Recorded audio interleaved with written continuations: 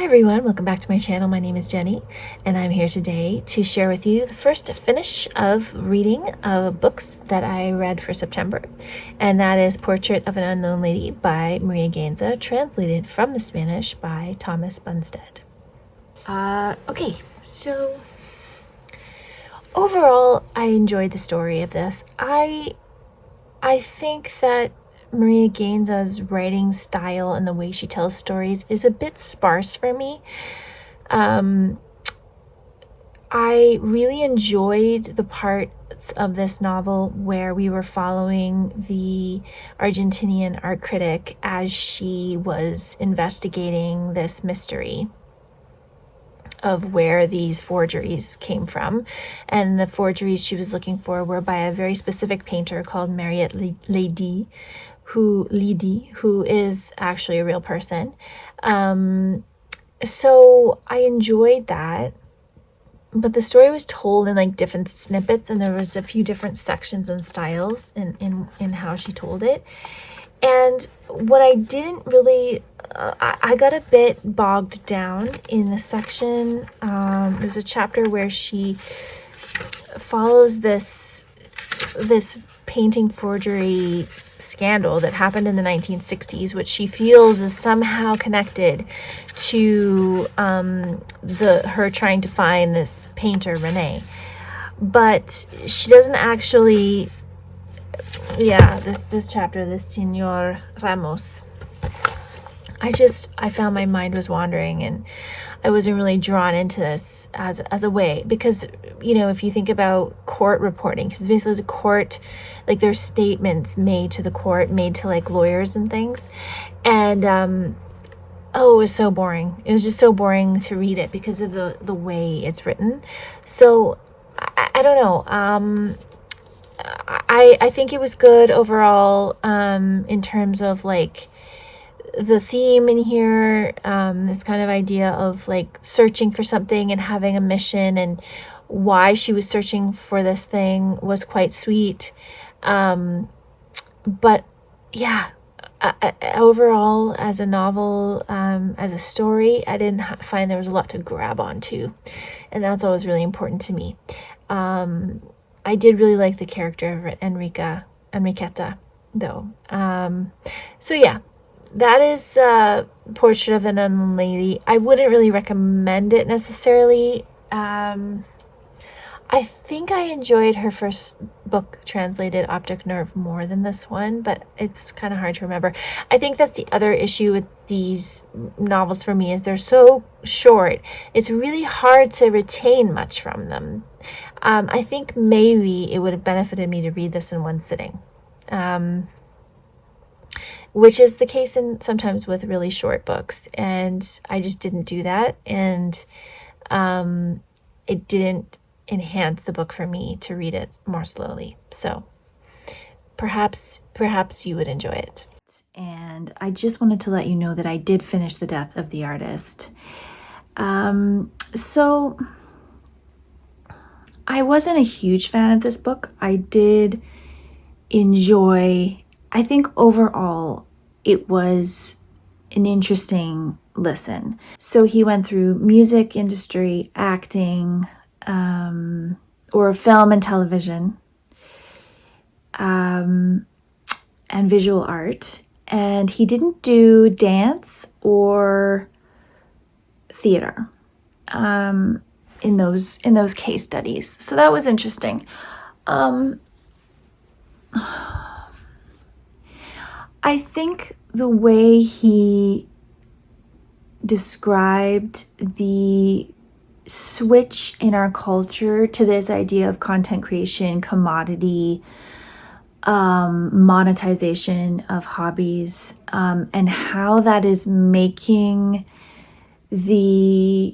everyone claim the word artist, and that, you know, and that Generation X and billionaire corporations such as Apple and etc. wanted to make everyone claim the title of artist, and how that shouldn't be the case, because being an artist is a very specific thing. was interesting. I hadn't thought of it quite that way. But his assessment of there's just too many, they're overflooding the market.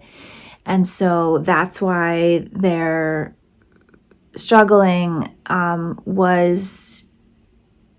was interesting. He did go back into art history and kind of describe the different stages of being an artist. So like Renaissance being having a patron that would support you, and art was seen as a valid profession.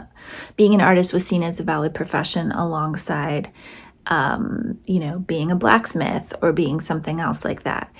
And then how that changed and evolved over the years. So I think like the last 3 chapters of the book had kind of the most food for thought for me. They weren't as disjointed as I found the first ones to be.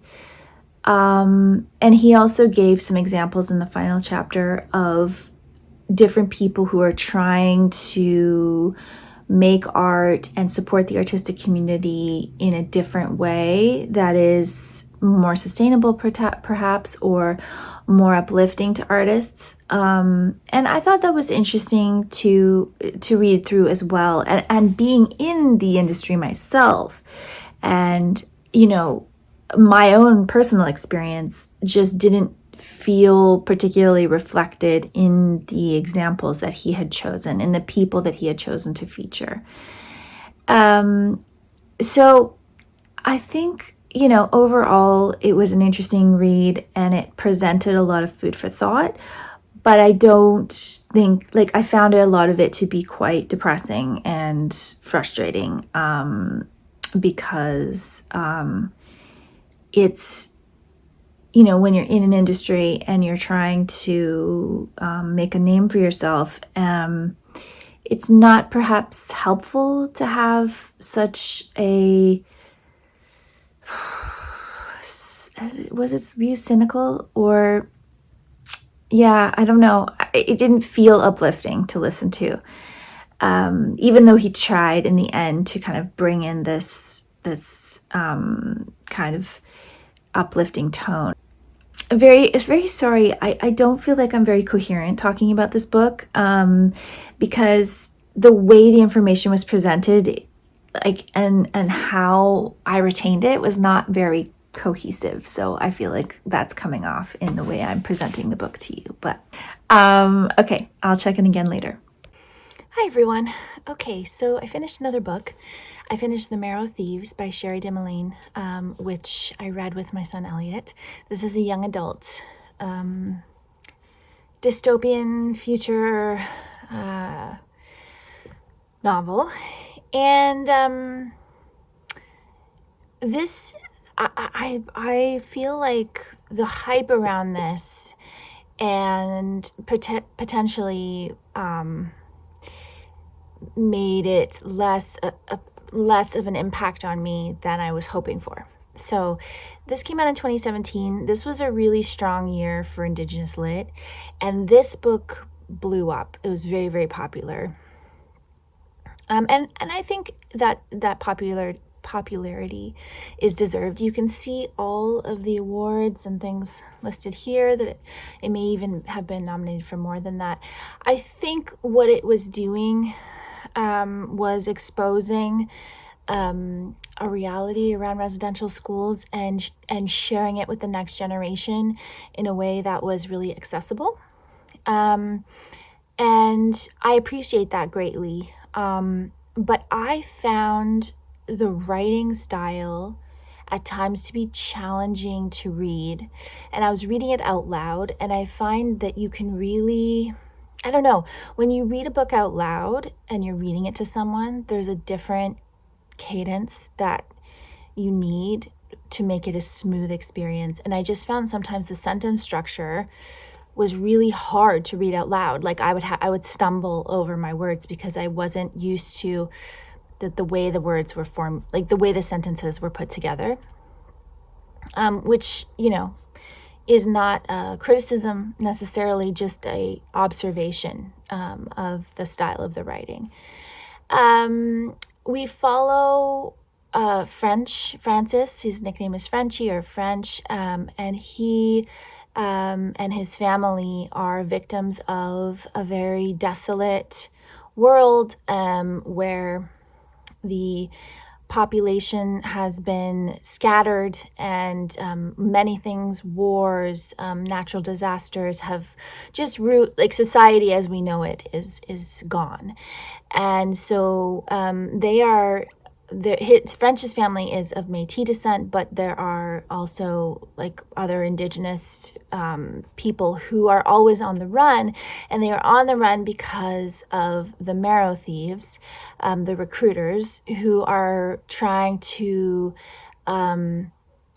capture indigenous people, bring them into facilities that are set up similarly to the way residential schools were set up in Canada in previous years, and are trying to extract their marrow because they are still able to dream. And the rest of humanity has lost that ability, and so they're stealing it from the indigenous people. I thought that was going to be more a part of the story, and it's really not. It's really not. And I even question why it's called the Marrow Thieves. I don't really understand why you would name it after these people who barely show up in the story. Like, they're really hardly there at all. It's really not about them. It's about the survival of these people, their found family. It's about their relationships that they form as they're on the run and how they survive. That's what this story is about. It's about the endurance of love. It's about culture trying to hold on when it's being decimated. It's about, survival. So I found that I find a bit strange. I didn't really understand the choice of the title, and I didn't understand, when you hear descriptions of this book, you think it's about this terrible regime trying to inflict its dominance on a culture, and it is, but it's a very small part of the story, really. The story is really about the people in French's found family who band together and who form relationships and who experience things like first love and share trauma and share, how they got to the group and feel safety for the first time and all these things. So for me, and I thought the last 3 chapters of this were so really made the book for me, because before then I was into it. I cared about the characters, but I did find this disconnect that kept coming up. And then the last 3 chapters were really propulsive, and they really got somewhere, and they really brought things full circle in the story. So, that really elevated the book for me near the end. So I'm not sure. I don't think it was because it was YA. I really don't, because I read YA from time to time with my son who's 13, and I can appreciate it in those contexts. I did appreciate the book in terms of what it brought up for my son and I to discuss together. But again, I just found that all the descriptions I've heard of this book and just didn't actually deliver what the book actually is, and that is always a frustrating thing when a book has gotten a lot of hype and has endured as long as this one has as a classic piece of modern day literature in the Indigenous lit tradition. You want it to be represented properly, so that when people go in, they know what to expect to a certain degree in terms of not expecting something that they're something else. It's got a sci-fi, edge to it, but it's not that the technology, the dystopian realities of living in a post-apocalyptic world, those things are not gone into extensively. It's really more about survival and friendships and So, I mean, that's my thought. I hope that's not too disjointed. But again, like it's just kind of reflective of my reading experience with this book. I'm very glad I've read it. It is important to me to fill all the gaps in all of the most popular Indigenous literature in Canada. But it definitely isn't my favorite. But I think it definitely has a good place in the overall spectrum of Indigenous literature, modern day Indigenous literature. And I definitely will try another Cherie Dimaline. I know there is a sequel to this. I don't know if I'll read that, but I may read her other book, her adult thriller. I might. I'll see. So yeah, that is my thoughts on the Marrow Thieves, and I'll be back again when I have finished another book. Hey everyone. So I just finished the Erratics by Vicki Laveau-Harvie, and this was a really fascinating read for me. I wasn't really sure what I was expecting from this, but it was such a just a read like you've never read a book like this before. I think this chronicles Vicki and her sister's experience trying to help her parents, even though their parents have disowned them, and their parents have kind of descended into a world of paranoia. Their mother was always fairly abusive in terms of emotional and it seems some physical, but mostly emotional and psychological abuse. And when they find their father, he is on the verge of starvation because he's been manipulated by their mother.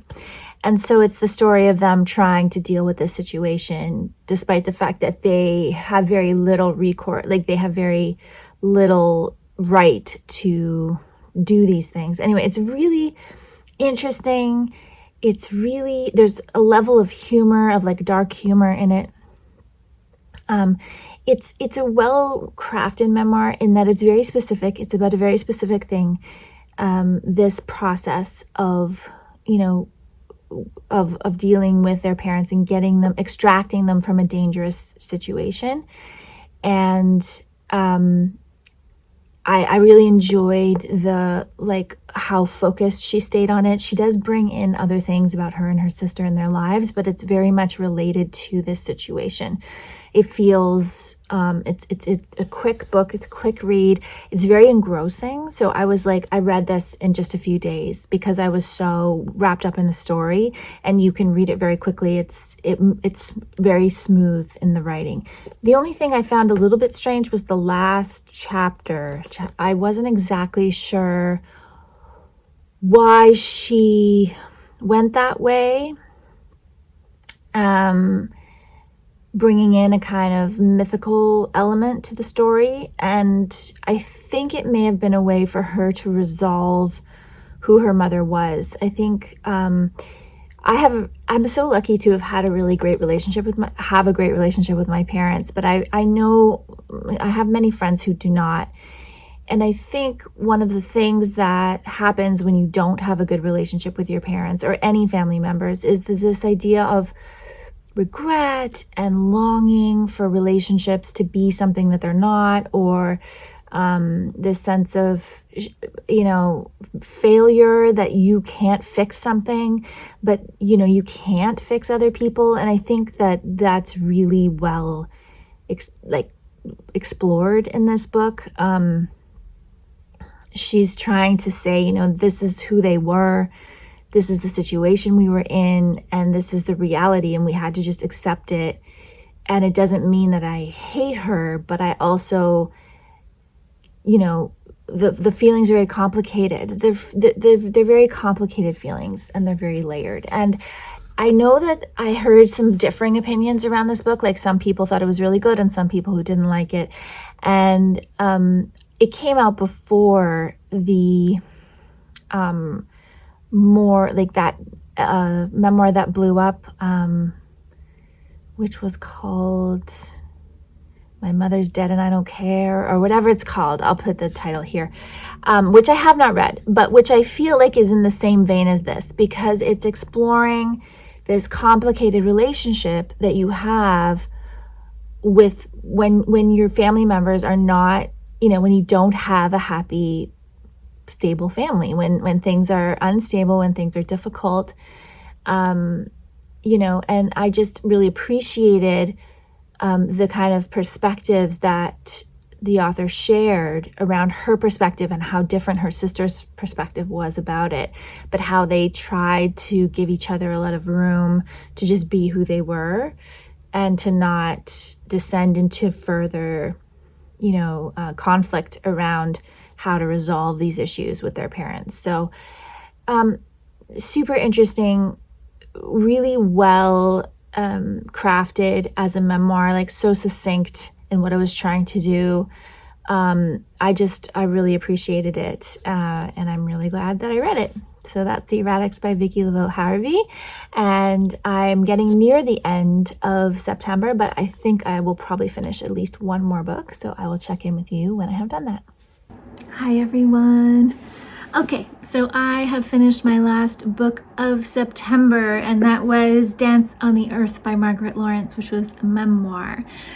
So you will maybe have seen that I posted a read-along of The Diviners by Margaret Laurence that was happening in the month of September, which was so much fun, and I enjoyed so much.